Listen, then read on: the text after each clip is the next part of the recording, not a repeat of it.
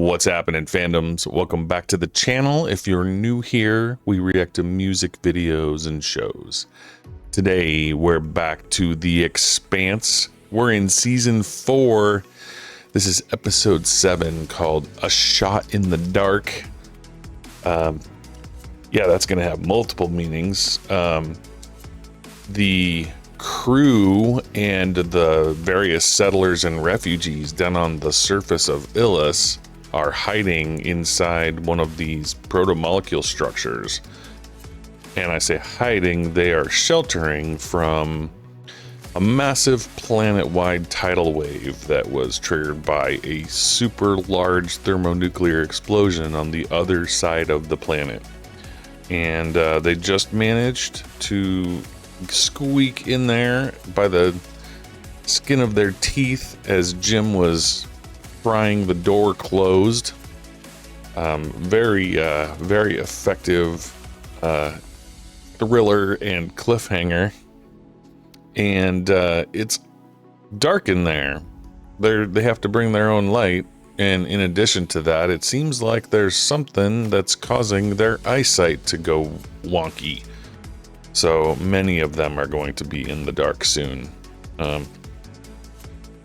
In addition to the troubles down on the surface, of course, we also have to have trouble everywhere else. And in Bobby's adapted story, adapted from a novella, is my understanding, she has now joined and fully integrated into this criminal element with the dirty cop and her nephew's girlfriend, maybe ex-girlfriend, I don't know.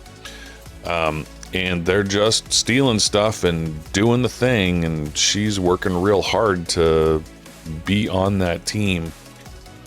I still have my doubts that Bobby has it in her to truly be a criminal for the sake of being a criminal. I think she's there for some ulterior motive. She's figuring out the structure, or she's trying to bring them to justice somehow.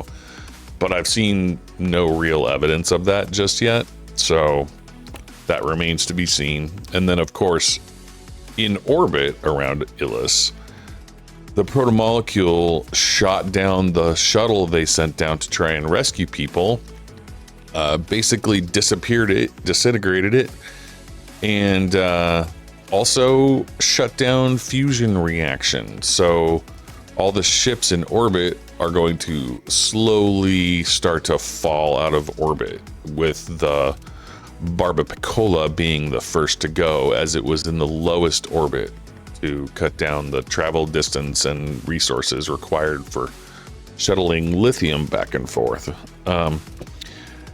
And that is going to create some tensions up there, because not only can they not go down to help or help anyone leave, they can't even be safe themselves. So we're in yet another pickle caused by this protomolecule's ability to change the rules of physics, which is unfair and uncool, but it leads to some very dramatic moments.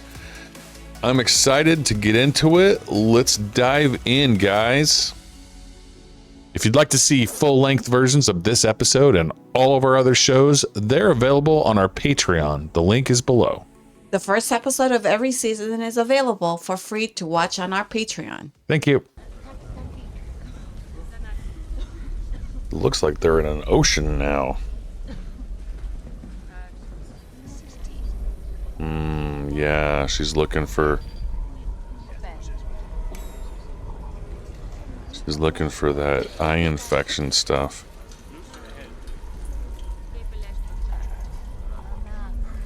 Scopes are still showing an ocean sitting on top of you. Nowhere at all for us to go? Not unless you manage to pack a boat. Great. So how long until we get back to the surface? I can't tell for sure, but not for a couple of days at least. Sounds like we're gonna be down here for a while then. What can we do to help you? So we're all just still at the mercy of you and your invisible friend. Well, he's not invisible. He's just imaginary. Kind of. Antihistamine compound should clear it up. But I need to check everyone first to be sure. Just sit tight. She's either lying to him or she just doesn't know yet. I like these light ropes. That's fun. Exactly how long we're going to be down here, so I we're want operating those. as if indefinitely. What's our food and water Our situation? purifiers are at 100%, and we have 4.5 cases of emergency rations. If everyone keeps their heads, we'll all make it out of here. You know what to do. Go do it. Wei seems to be like second in command down here. That's pretty cool. Well, in general. Seems like she's... He doesn't seem to be mad that she's stepping in and saying something, so she must have some actual command structure. 2 days. That's it. The Bob has maybe a day of battery power left. If we lose the lithium ore that we mine, we may as well be dead. I'll have nothing left. No way to Yep. rebuild the colony. That's harsh. Please, there has to be something else. It can't end like this. I know. And we're doing everything we can to make sure that doesn't happen. Be smart, Lucia. You're in the situation you're in. Attack Earth defenses was easily deterred. The OPA leadership failed me. And I, in turn, failed the people of Ooh, this wow. planet by Okay. not putting a high enough priority on bringing these terrorists to justice. The Okay, what are you safety gonna of this do? planet and its people is my sacred responsibility. And that's taking into account the speech? No. It could have been a lot worse. Get the fuck out, both of you. Oh, man. Love Christian. He's just so straightforward. Unless you need something different. How about cyanide? We only have hemlock. But as group's politics and independent way of operating have proved divisive even amongst other OPA factions. A public Okay. operation this large doesn't exactly fit the faction's profile. How certain are we that the OPA information is valid? New We have players high here. confidence in our source. Marco Inarus is looking to make a name for himself. Real hero of the people. Is Marco still They aboard have the the freighter? same We've been intel that monitoring the ship's flight path. It hasn't made any the stops. drummer No ships have does. docked with it. Whoever got on hasn't gotten off. But none of your assets witnessed him actually board the ship. No, but as I said, our confidence is high. Assuming he's still on the ship, what are our options? I want both strike options on the table. General, move your team into position and notify me when they're ready. Yes, ma'am.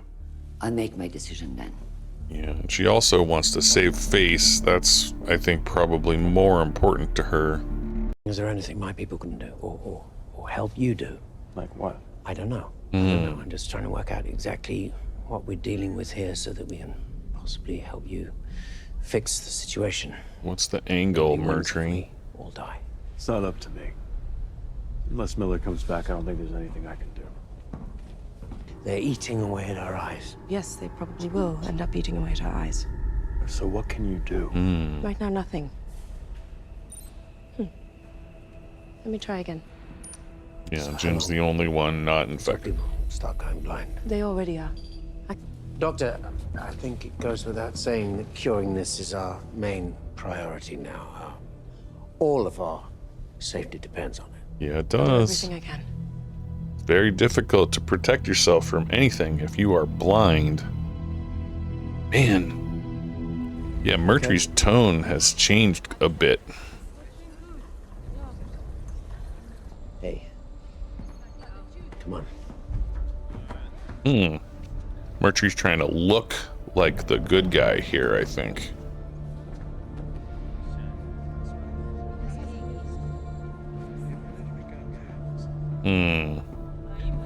There's got to be some kind of This a is only the beginning. ultimatum or an ulterior motive, some other motivation. He's not a good guy. I thought I'd be doing stuff like this in university sims, not for real in orbit. Trust me, this is a better education than any university could give you. I like that Naomi is Oh, so funny.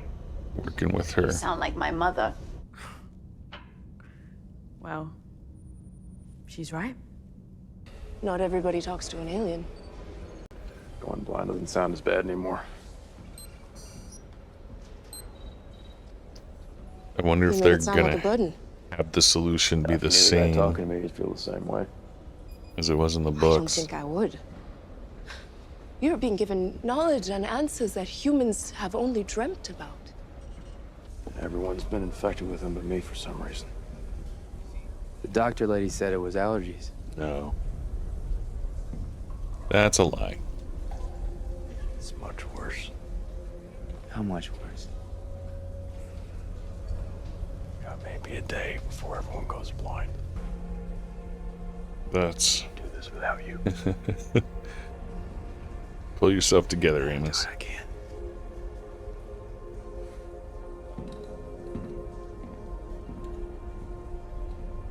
Yep. It's gonna go dark for a lot of folks. I'm flattered to be a security breach, but what is so urgent? I'm sorry. I was overstressed and not myself this morning. She brought him an apple. I was wondering who that woman on our sofa was. The woman who didn't even want this job in the first place. Because you're scared for the planet? Or because you're not in control of the outcome? Both of those things.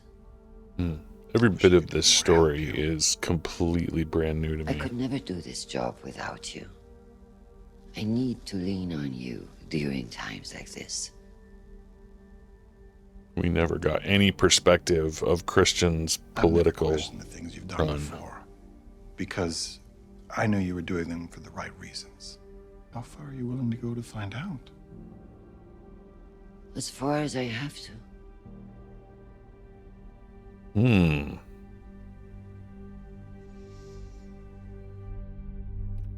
That was interesting. And brand new. We never got any Christian Earth stuff in book 4. A little guy, he wanted sand for his birthday. Sand? Mm-hmm. Sand. From a real beach, from Earth. I don't remember this plant thing spinning previously. That's fun. Somewhere. Yeah, you have any idea how much that costs to get that stuff? They're fixing Ganymede and those busted mirrors right now. There's hope for you. Oh, that's nice of you, Alex. The mirrors. That's the answer. I think I know how to save the Bob. Kilometer to be safe. Okay, so what if we take the nets apart and weave together a single cable that long? Single Could that cable. work? Please. I need to make this right. Naomi, what's the... The cable will need to be at least 1 kilometer long for safety. It's a very long cable. And we can't connect it to their nose. Our center of mass has changed because of all the lithium we're carrying. We'll need to build a gantry to She's provide a height to super counterbalance smart. everything. It could work, but do we have enough time to do all this? This planet is worth hundreds of billions more. Sounds like you're finally getting what you're owed. Yeah, he's We're getting what we're owed. There's doing more it out than of enough for the both of greed. us. And for everyone who helps us do what needs to be done. Things aren't going to end well on this planet for Holden.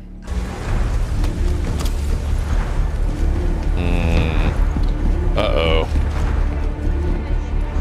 This is an escalation. Everybody stay the fuck back! Stay the fuck back! Come on! Stay back! Stay back! This is not good. Shut the fuck up! What the fuck? Oh no. Okay.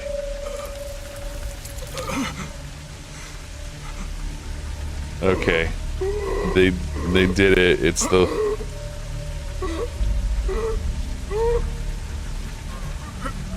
Oh.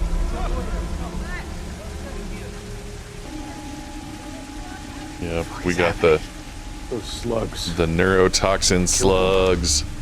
Awesome. Where are they coming from?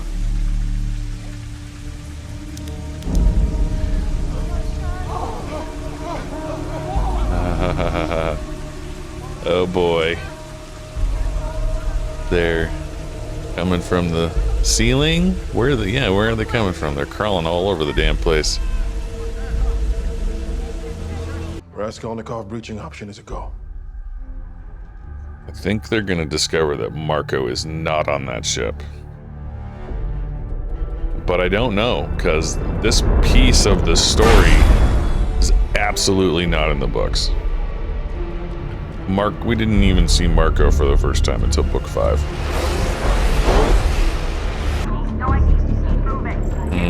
Yeah, I think they're not going to find him.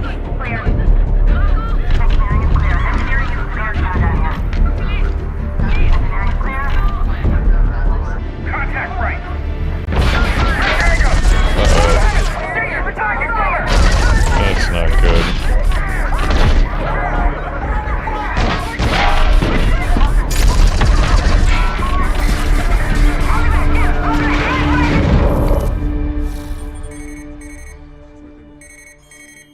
Now what? It's gone. Oh, it blew itself up? And they never found Marco. Oh, that sucks. All those Belters dead. All those Marines dead. Oof. Yeah. It's hard for me to predict exactly what's going on with Marco because of the fact that his story in the books didn't... I mean, we got tiny hints of him, talking about him from Naomi, very minor stuff before book 5. And then we didn't really experience a direct contact with Marco until book 5 at all. So for him to show up in book 4 here, or in season 4, I guess, book 4, season 4, really, these are additional storylines that they've written in to help the viewers understand who he is and what a threat he can be. Really to build the legend and the mystique that is Marco Inaros. And I recognize that I was calling him Marcos, but in the last episodes, but I do know that his name is Marco. It's Marco Inaros is tough. Well, I won't get ahead to what his storyline, real storyline from the books was, but here we're sort of setting up for it, and him sending ships to potentially compromise the detection systems for Earth gives us an idea that he's still mad. He's still big mad at Earth and wants to do damage to the inners. And his conversations with Drummer and so on, he revealed that Mars is not what it used to be, and then with Bobby's story on Mars showing that things are disappearing there and going to the OPA, gives us an idea that there's a connection between Mars and Marco's OPA faction. And so we're slowly putting the pieces together of what his plot might be. And I know what his plot is, and it's horrific, and it will definitely cause a lot of pain and destruction, but I kind of suspected that they could not find him on that ship, because that would invalidate a whole bunch of stuff that's got to happen later on. And the mystique of Marco is greater because they can't figure him out. They don't know how to deal with him, and he is smart enough to think of all these contingencies and very likely to plant that video footage that both the OPA and Earth intelligence were using to kind of track him down.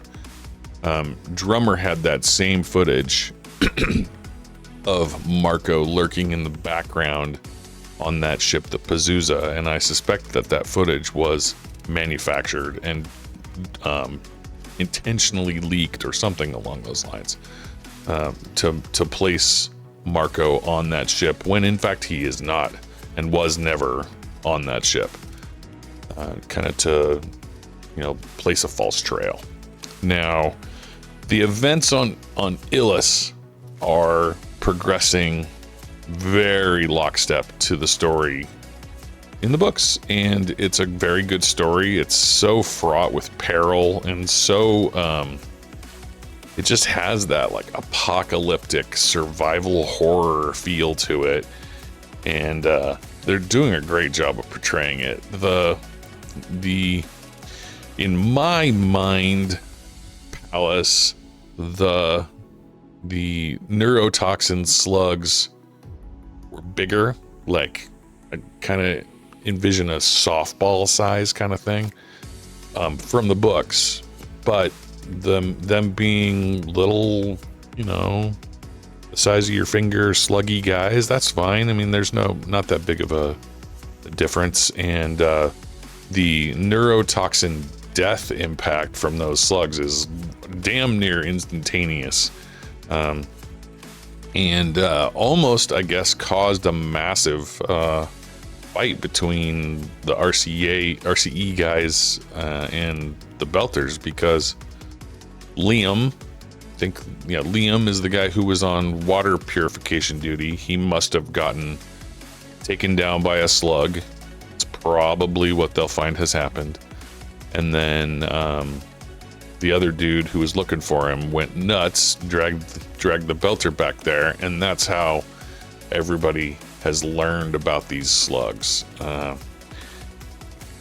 Just a crazy threat, because not only are they super deadly and can kill you just by touching you, as we witnessed in this episode, everybody's going to be blind soon. And how do you avoid touching something that can crawl on any wall, ceiling, floor, be in the water? Like, it's an insane threat, and it's so hard to deal with. And they're about to have essentially one pair of unobscured eyes in the entire planet.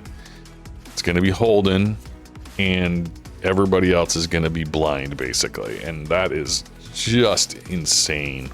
I suspect that by the events of next episode, we will see the waters recede and they will venture back outside. I could be wrong, but Murtry's continued threat, he's just a threat at all times, and it seems that now we have a very real justification, a motive for him. A 1% of the claim on this planet is a super huge monetary motivation. I don't know that we ever had that type of a contract detail revealed in the books. It's a pretty minor thing, but I don't remember it. But it is a massive financial motivation, and it doesn't surprise me given his mental and social psychosis that he'd be willing to kill just about everybody on the planet to make that happen. And it just makes him even more dangerous in my mind, even though he's pragmatic about his own survival and understanding that if everybody's going to go blind, they're going to have to work together to survive this. He's still plotting underneath all of that to rid the planet of all of these Belters, and he's not wrong. The tsunami did a lot of the work for him, killed a bunch of them, wiped out their entire settlement, and put them in a situation that is untenable. It's so hard to deal with what is happening. It makes everyone more likely to leave, and so he's just taking advantage of this horror that is going on around them, and it's almost like he's working with the planet to kill Belters. Yeah, he will not stop being a danger. at any point during the season, is my understanding. And man, he is such a good bad guy. Gorman is the actor, Bern Gorman, and he is so good at this. He is amazing at being the baddie, and I love it. I love every minute of hating him. It's so good. The very last thing that I want to talk about, I expected to get some more Bobby. We got no Bobby to speak of during this episode. I think we did a whole lot of it last episode, and they can afford to skip a bit. So since we had no Bobby, I won't talk about her much, but the storyline for Christian is 100% manufactured for the show, is my understanding. And it makes sense. This book, he would have had maybe one episode worth of work if there wasn't a storyline of hers to follow. And it's very hard to retain actors if you're not working them, right? And so it's important that they maintained a storyline that could be compelling. And with the campaign against Nancy and the added stuff with Marco, where they are hunting him down and defending their systems against his attacks and stuff, it really is, it feels organic. It never occurred in the books, none of it, but it feels like it fits. And with her, raging against her inability to, affect anything on Illis because it's so far away and communication is so hard, and that's really funny. It gives a different viewpoint. Well, it gives us a different feel for Christian, because she's in a situation that she's never had to encounter at any point during her career, because she was always more in the bureaucracy of the political system and never at the forefront. And now she was essentially appointed Secretary General because I forget his name even, the guy that was so super ineffective with Aaron Wright, he's gone, and she just basically stepped in to fill the void. But now she's having to run a political campaign, and that's a different sort of a world to be in. You get hired based on merits for these other positions, but a political campaign is not always about that. It's often dirty and it's often gritty, and I enjoy the conversation that she had with Arjun in this episode, where he's questioning, basically asking her, how dirty and political are you willing to become to win this thing that you never wanted in the first place, and how different of a person are you becoming because of where you are.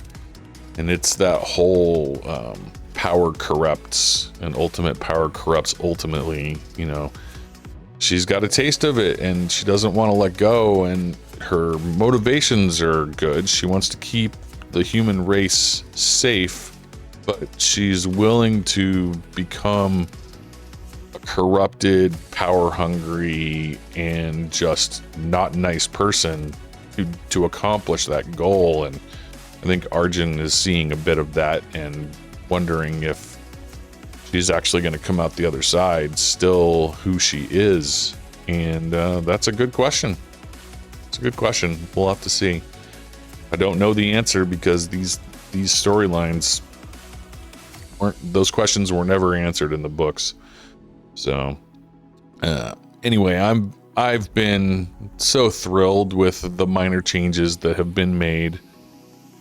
One that's super effective is I really like how active a role Lucia's daughter is taking in the rescue and, you know, attempts to keep from falling out of the sky. She's a little engineer, and it's almost like the Barba Piccola doesn't really have anyone there that could assist, or they would be working with them, right? Like they're, you know, she's just a kid. Maybe she's gonna grow up to be a great engineer, but Naomi's having to tell her how to do everything. It's like they don't even have an engineer on board or something. But it is cool that we're seeing a lot of her, and she's taking a really active role in that process, and I do like that a lot. That's a huge change that is very positive in my mind. Yeah, I think that's all of it. The like I mentioned, the changes have been super effective at increasing the tension, at expressing character better. I do have very much enjoyed the fact that we've gotten to focus on certain characters much more as a result of these changes, and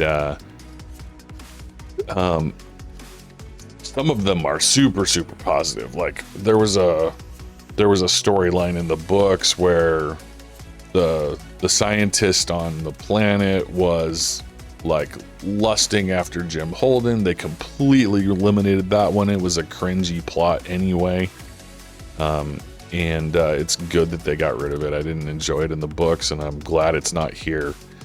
And yeah, I think they're exhibiting that getting to rewrite your amazing book to make it even better for the show has worked over and over again, and these episodes have been beautiful. I loved all the visuals. Been very cool. All right, we'll go ahead and leave it right there. Appreciate all your guys' support, watching each week, and all the comments, especially our Patreon members. We got into some pretty decent conversations over there, and it's very enjoyable. Thank you guys so much, and we'll see you in the next video.